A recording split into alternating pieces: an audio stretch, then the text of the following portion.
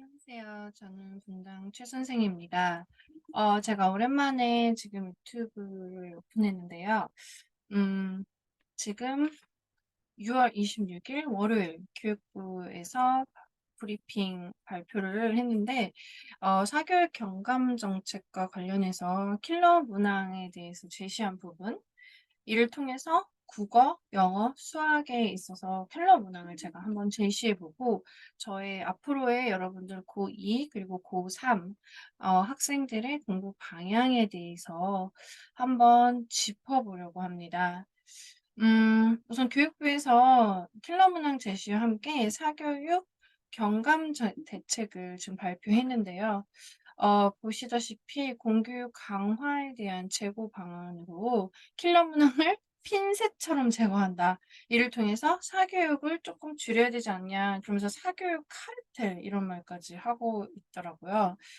그래서 저는 공교육에 있는 현직 교사긴 한데 이제 뭐 교육의 온상을 뭐 비문학으로 본다거나 비문학을 이게 너무 어려워서 현학적이고 철학적이고 어려워서 학생들이 이제 "사교육으로 간다." 이런 얘기 또는 평가원장의 경질 이런 것들이 있어서 사임하고 이런 감사 이런 문제들 그리고 여러 대형 학원의 그 감사가 있었는데요.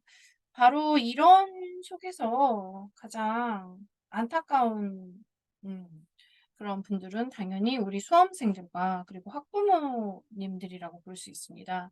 그리고 현장에 있는 우리 선생님들 그리고 뭐 학원에 있는 사교육 선생님들 또한 다 마찬가지죠. 그 누구보다 지금 수험생이 가장 중요한데요. 지금 육모 교육과정 평가원에서 치렀던 그 문제를 통해서 "공교육 정상화다." 이걸 통해서 지금 하고 있는데 지금 당장 부모와 그리고 수능에 대해서 어떻게 어떤 방향으로 나올지가 초미의 관심사입니다. 그래서 오늘 바로 제가 킬러 문항 국영수 부분을 제시하고 또 어떻게 앞으로 문제를 어 우리가 공부를 해야 될지 그 부분에 대해서 같이 공부해 보도록 할게요. 우선 이 내용은 교육부 자료인데요. 그래서 공정한 수능 평가 실현을 위해서 우선 변별력을 갖추되 공교육 과정에서 다루지 않은 그런 출제 내용은 배제한다. 이게 원칙이에요. 그래서 수능 킬러 문항을 방지하고 그러면 킬러 문항을 방지한다는 건 내용으로 봤을 때 조금 어렵지 않은데 딱 봤을 때 체감 난이도가 높지 않은데 그 출제 그 기법을 고도화하여서 출제 관리 체계를 강화해서 이걸 통해서 킬러 문항은 아니지만 학생들의 그런 등급이나 아니면 학생들이 얼마큼 사고하고 있는지 그런 것들을 변별할 수 있는 그런 분야를 강화한다는 그런 취지입니다. 제가 볼 때는 말이죠. 조금 있다가 그 의견을 한번 말씀드려 보도록 하겠습니다. 우선 공정수능 평가 자문위원회 또는 그 출제 점검위원회 현장 그 교사진들을 많이 투입해서 학교 교육 본질에 어울리는 그런 어떤 수능 출제로 이렇게 선정을 하고 또 EBS나 이런 걸 통해서 학생들이 열심히 공부하며 뭐 교과서 개발 그리고 AI 저도 디지털 교과서 그리고 논술서술은 평가위원이기도 한데요. 뭐 토론이나 그런 논술 등을 통해서 또 2025 교육 고교 학점제 그리고 변하는 수능에 안착시키기 위해서 열심히 하는 것 같아요. 그래서 개념 중심으로 문제를 풀어야 된다. 현장 교사 중심의 출제다. 이런 얘기. 그러면서 이제 초중등까지 잠깐 가고 있는데 여기 보시면 뭐 EBS 단축 개선 수준별 강화 이렇게 돼 있는데요. 또 초등학교에서는 방과 후 뭐 예능이라든지 이런 거 디지털 새싹 캠프 뭐 이런 거를 한다고 합니다. 저희가 앞으로 지켜봐야 될 것 같아요. 여기서 가장 눈길이 가는 건 바로 영어 유치원 얘긴데요. 영어 유치원의 유아 사교육비 조사 결과 너무 높으니 유보 통합 연계를 해서 학부모 수요를 만족시키기 위한 공교육을 한다고 하는데 음 우선 지금 이게 어떻게 될지 한번 지켜봐야 될 것 같습니다. 다시 위로 올라가면 이제 입시 컨설팅이나 이런 분야가 되게 많은데 학교에서 무료 그런 어떤 입시 컨설팅을 강화한다. 이런 부분이 있는데 이것 또한 지금 현장에 있는 교사로서 이미 업무가 많은 와중에 어떻게 이걸 질 높게 할 수 있는지 선생님들의 업무만 너무 높고 그리고 학생들은 부담스럽고 우왕좌왕하거나 학부모님 또한 그렇게 되는 게 아닌지 우리가 한번 지켜봐야 될 것 같습니다. 우선 여러분들은 열심히 공부를 하고 할 것이기 때문에 그 방향성에 대해서 오늘 한번 짚어보면 우선 킬러 문항 사례를 한번 제시해 보도록 할게요. 교육부에서 제시한 건데 글쎄요. 한번 여러분들 한번 볼게요. 우선 순서는 수학, 국어, 영어로 짚어보겠습니다. 우선 이게 제가 미적분이나 기하나 이쪽에서는 끌고 오지 않았어요. 그래서 우선 공통 부분이고요. 전 수능이랑 그리고 또 6월 모평 이쪽에서 많이 나왔더라고요. 그래서 여기 보면은 인제 명제가 참이냐 이거에 대해서 곡선과 비교해서 딱 봐도 점수 높죠. 4 점. 이 부분 이런 문제들 또는 이런 문제. 네. 점수 이걸 통해서 어떻게 구할 수 있는지 여기 함수 fx 보이죠? 세실수 이거 열린 구간에 대해서 구하는 부분 이런 부분들을 킬러 문항으로 여기서 핀셋책을 해야 된다 이런 말을 하고 있어요. 여기서도 보시면 여기 보면 잠깐만요. 여기에 6월 모평 22 번이고요. '번호로만 뽑지 않았나?' 이런 생각도 할 정도로 정말 소름 돋게 21, 22, 22인 거죠. 자 여기 보면은 23 수능 문제인데요. 예 최고 차항 개수가 1인 3차 함수 이걸 비교해서 F4 여기가 어렵죠. fx는 F1 플러스 x 마이너스 1 F dash 다시라는 부분. 최소값이 2 분의 5다 요거 쉽지 않겠죠. 이런 문제들을 인제 "안 내겠다."라고 얘기했는데 그럼 어떻게 최상위권을 가를지 우리가 진짜 지켜봐야 됩니다. 여기 보면 6월 모평이었어요. 심리 철학 부분이고요. 예 이런 부분 글씨 재미 잘 안 보일 수 있는데 그런 분들을 위해서 제가 참 참고하시라고 제 블로그에 내용을 업로드하도록 하겠습니다. 우선 이게 공통 14번 문제인데요. 이 부분에서 필자의 관점을 봐야 된다. 딱 봐도 너무 어려운 부분들이 나오죠. 뭐 기능주의 나오고 너무 추상적이에요. 딱 보자마자 막히는 거죠. 우리가 한국어 원어민인데도 불구하고. 또 이 문제는요. 아까 건 근데 비문학. 지금은 문학이잖아요. 조준 맹세. 이 부분을 통해서 그리고 이 부분을 통해서 우리가 감상한 내용을 적절치 않은 거. 옛날 때 기억나시죠? 감상하는 내용이면 우리의 뜻대로 말해야 되는데 이 문학 또한 다수설을 원칙으로 하는 이 부분에 대해서 화자가 바라보는 방향에 대해서 우리가 공부를 해야 된다는 거죠. 이 부분 또한 어렵게 다뤄져서 3 점인데요. 이런 문제들 33번 문제인데요. 국어는 그 번호에 대해서는 없죠. 전반적으로 쭉 이어지니까. 이거 반증, 쾌태 이거 이 해겔 이런 거 변증법 있죠. 정반, 합. 그 딱 들어도 어려운데 이런 철학과 관련된 얘기를 연결해서 어떻게 이론에서는 이렇게 하고 기본 논증 방법은 뭔지 이거에 대해서 가상의 대화를 나누고 가에 들어갈 내용을 말해라. 이런 부분들이 킬러 문항으로 지금 제시된 내용입니다. 이런 부분들은 인제 핀셋으로 뽑겠다 요런 얘기를 하고 있네요. 그럼 어려운 문제가 안 나오면 뭘 낸다는 걸까요? 자 그거에 대해서 곧 얘기해 보도록 할게요. 자 이제 2022 수능 잠시만요. 이거 2022 수능이었고 이거 6월 모평이었어요. 자 2022 수능에서 기축통화 관련된 얘기 나오는데 금융맨도 아니고 이게 기축통화 관련된 국제거래 결제수단, 환율 결정 이게 얼마나 어려워요 기축통화. 이 얘기 나와 가지고 학생들이 멘붕이었고 또 이때 불수능이었다 그런 말이 있었죠. 뭐 경상수지 적자 미국에 대한 얘기 이런 부분은 "너무 어렵다. 안 내겠다." 그런 얘기를 하고 있는 건데요. 자 이 문제도 보시면은 뭐 운전자 장치 광각 카메라 막 이런 거예요. 완전 과학과 연관된 우리 실생활의 이런 내용이긴 한데 너무 어려운 내용이 지금 있는 거죠. 여기 또한 22 수능이었어요. 수능 진짜 국어 어려워서 학생들이 첫 시험부터 너무 어려워서 '마인드 컨트롤이 힘들지 않았을까.' 그런 생각을 합니다. 자 이제 영어로 넘어갈게요. 영어는 인제 6월 모평 이게 번호를 보시면 아시다시피 빈칸이랑 간접 글쓰기, 논리적 그 순서를 파악하는 문장 순서 그 얘기가 제일 많이 나와요. 딱 봐도 31 번부터 34 번까지 빈칸인데요. 31, 32 얘기는 여기 지금 없거든요. 자 이 부분을 통해서 빈칸 요거 좀 긴 빈칸이죠. 34 번. 그다음에 여기 34번 바로 이어가죠. 자, 33번과 34번. 그러니까 31번, 33번과 32번과 34번의 차이인데요. 자, 위에 있는 31과 33은 보통 EBS 연계이기 때문에 좀 내용이 좀 쉽습니다. 특히 31, 31은 짧은 빈칸. 그다음에 33, 34는 좀 긴 빈칸.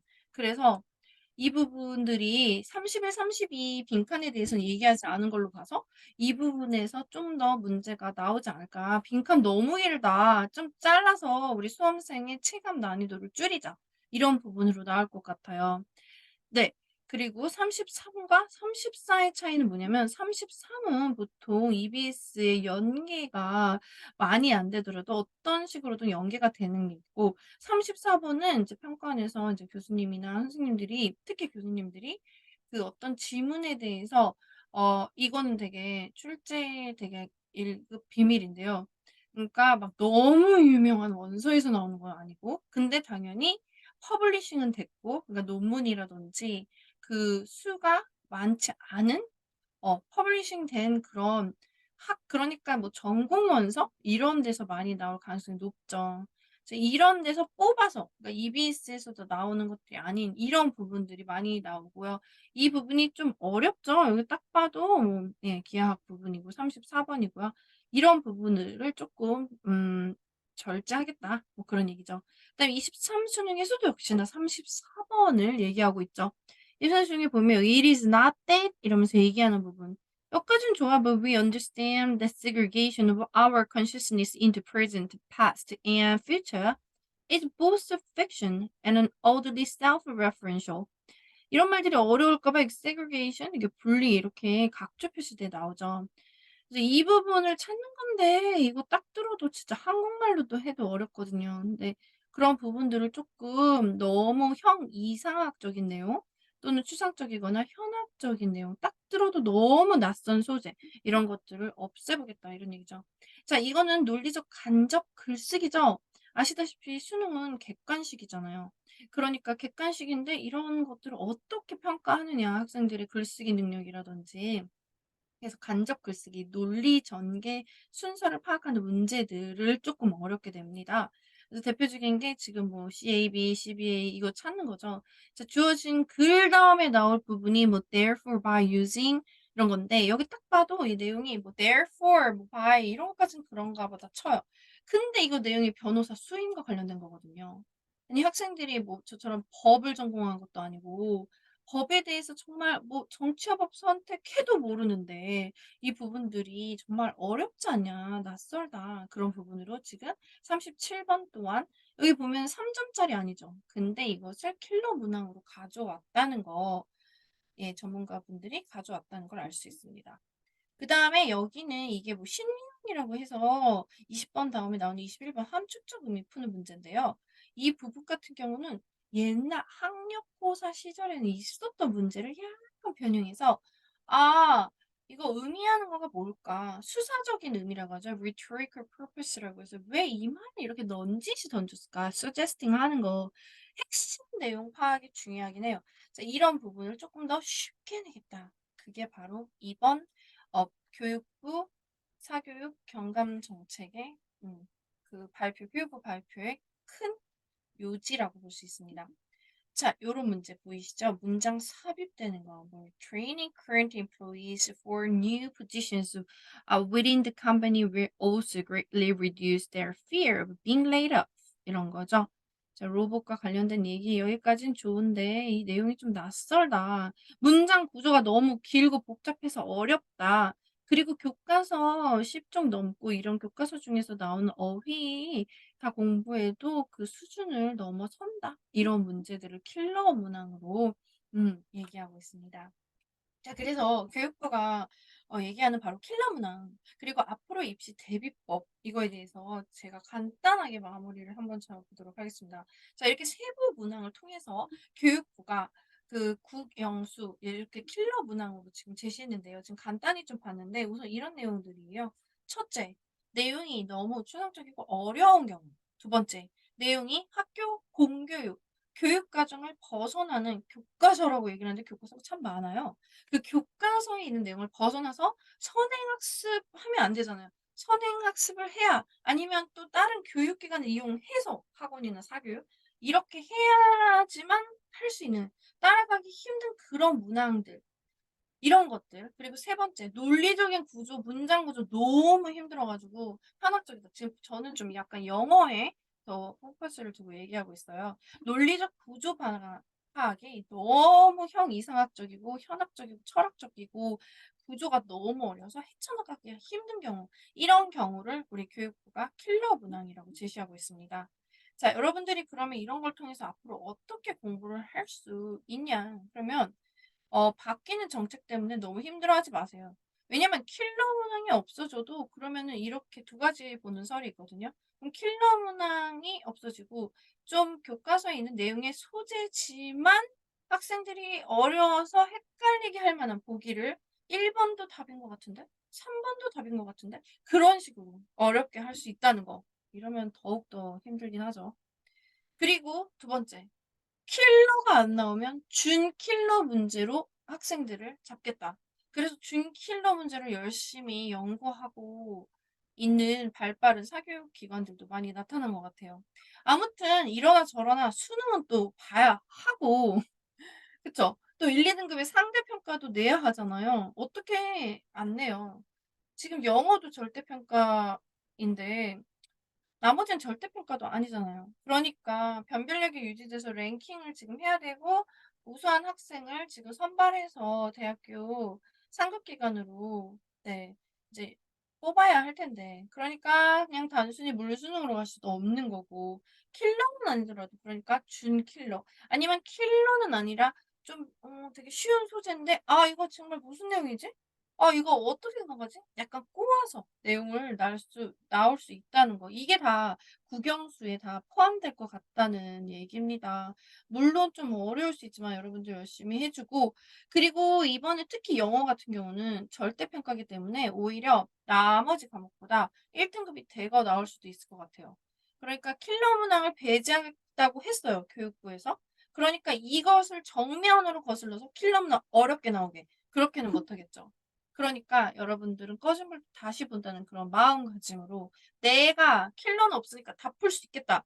그런 어떤 각오와 그런 굳은 의지로 그리고 열심히 한번 문제를 잘 풀어보기 바랍니다. 그러니까 체감적으로 어려워 보이는 그런 문제는 없을 수 있다는 거예요. 특히 올해 수능 그리고 그러니까 올해 고3 그리고 인제 예비 네 고3인 고2 학생들 06년생 예 05년생 선택지가 이제 구조 복잡화가 어려워질 수 있다는 거. 아 그래서 수험생들을 함정에 빠뜨리게 할 수 있다는 점. 이런 건 우리가 신경 써야 될 것 같고요. 그래서 더욱더 차분하고 신중하게 문제를 봐야 된다. 자 문제의 영어 유형으로 구체적으로 얘기하면 옛날에는 킬러 문항이 33-4 쪽에 어 있었고 배치되어 있었고 그리고 논리적 글쓰기라든지 문장 삽입 문제 37 번, 38번 그쪽 유형이죠. 그쪽 유형에서 이제 킬러 문제 어려운 문제가 나왔지만 이제 킬러 그쪽에서 못 낸다고 하니 원래부터 우리가 어렵게 낼 수 있는 바로 성취 기준이 있는 그 교육 과정 있잖아요. 그 교육 과정에 따라서 어법 같은 경우는 진짜 어렵게 될 수 있는 부분이거든요. 단 문제는 시중에 나오는 모든 문제에서 EBS 교재에 있어서 스크리닝을 우리가 다 하기 때문에 어렵고 괜찮은 포인트를 많이 못하는 것도 문제예요. 하지만 킬러 문제를 낼 수 없기 때문에 어법이나 어휘 쪽에서 어려운 문제가 나올 수 있다는 점 반드시 수험생 여러분들 그 팁으로 반드시 기억하고요. 어법이 킬러 문제로 나올 수 있다는 명확한 근거 때문에 다시 어법이 중요하고 어려워질 수 있다는 부분. 그리고 빈칸 부분은 31, 32번 쪽에서 킬러 문항이 나오지 않기 때문에 짧은 빈칸은 여전히 우리 수험생에게 중요한 부분이다.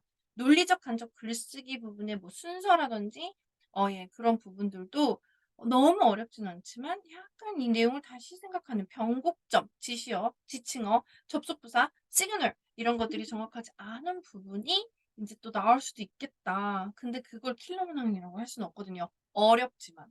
외관상 볼 때 체감 난이도. 그렇게 하면은 영어 특히 우리가 확인할 수 있고 국어, 영어, 수학 확인해서 여러분들이 할 수 있을 것 같습니다. 다시 한번 말씀드리지만 마음을 차분하게 가라앉히세요. 지금 이런 발표가 나왔다고 발등에 불 떨어진 150일 정도 남았는데 수험생 여러분 너무 우왕좌왕하지 마시고 지금 하시던 대로 열심히 하시고 더 구체적인 내용 업데이트해서 찾아오도록 하겠습니다. 궁금한 내용 있으시면 댓글 남겨주시고요. 차분한 마음으로 유종의 미를 잘 거둬주시고 이제 새롭게 준비하는 우리 고2 화이팅! 그리고 고1 그리고 우리 중학교 친구들, 초등학교 친구들 모두 힘내서 우리가 이 상황을 슬기롭게 해결해 보도록 해요. 우선 여름방학 전에 기말고사 잘 챙기시고요. 그리고 나서 우리 9월 모의고사까지 열심히 챙기기 위해서 우리 영어 근육 또 전체 과목이죠. 모든 과목 다 잘해야 돼요. 그래서 우리 사고력 확장시킬 수 있는 그런 모든 내용을 알차고 보람되게 해서 꼭 여러분들 올라갈 수 있는 계기를 만들기 바랍니다. 저의 학창 시절을 생각해 보면 저도 성적이 열심히 공부했는데 성적이 안 올라요. "계단처럼 오른다."라고 얘기를 했는데 계단이 뭐예요? 이렇게 올라가는 거잖아요. 그러니까 진짜 열심히 했는데 뭔가 정체기예요. 그러다가 어느 순간 훅 올라가요 쪼끔. 가파른 계단. 그다음에 또 안 올라가요 정체기. 근데 그때 포기하지 말고 계속 열심히 해서 내공을 쌓아가는 거예요. 이렇게 확실히 공부를 해서 네 좋은 결과 있으시기 바랍니다. 여러분 마인드 컨트롤 반드시 중요해요. 제가 늘 학생들에게 하는 말이 있거든요. "실전은 연습처럼, 연습은 실전처럼." 꼭 기억하면서 열심히 해 주세요. 내용이 좋으셨다면 꼭 좋아요 눌러주시고요. 궁금한 내용 꼭 확인해 주세요. 그러면 저는 여기까지 하겠습니다. 안녕. 여기까지 하도록 할게요.